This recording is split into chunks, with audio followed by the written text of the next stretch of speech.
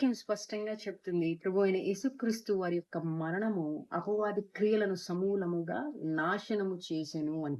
అంటే అపవాదికి కానీ, మరణమునకు కానీ, పాపమునకు కానీ మీరు క్రీస్తును విశ్వసించిన వారైతే మీ మీద ఎటువంటి అధికారము లేదు.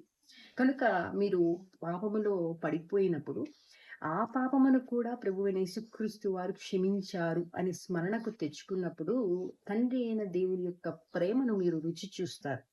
దానికి బదులుగా ఈ పాపం వల్ల నాకు నష్టం వస్తుంది అనే భయము, దేవుని దగ్గర నుంచి దూరం అయిపోతాను అనే దిగులు మీకు ఉన్నాయి అంటేనే క్రీస్తు ప్రభువారు శిలువలో చేసినటువంటి కార్యమును మీరు ఇంకా గ్రహించలేదు అని అర్థం. చూడండి, క్రైస్తవ జీవితంలో పరిపూర్ణమైన సంపూర్ణమైన పాప క్షమాపణ అంటే మీరు పుట్టినది మొదలుకొని చనిపోయేంత వరకు చేసే పాపములన్నిటికీ ఒక్కమారే ఆయన రక్తము చేత, ఆయన మరణము చేత క్రీస్తు ప్రభువారు శిలువలో వెల చెల్లించారు. కనుక ఆ పాపములన్నీ ఒక్కమారే క్షమించబడినవి.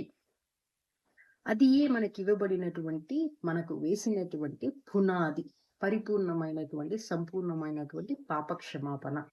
దాని మీద సత్యస్వరూపియగు తండ్రి కృప ద్వారా మనల్ని కడుతూ క్రీస్తులో పరిపూర్ణతలోనికి ఆయన నడిపిస్తూ ఉంటాడు.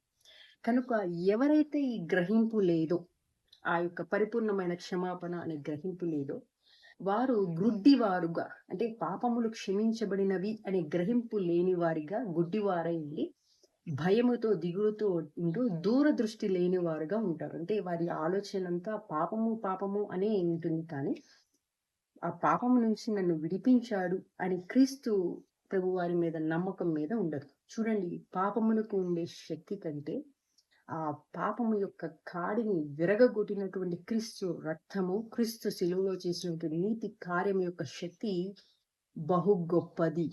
దాని మీద నమ్మకం ఉంచండి. అలా నమ్మకం ఉంచాలి అంటే పరిపూర్ణమైనటువంటి పాప క్షమాపణ మీరు పొందుకున్నారనే గ్రహింపు మీకు వచ్చి ఉండాలి.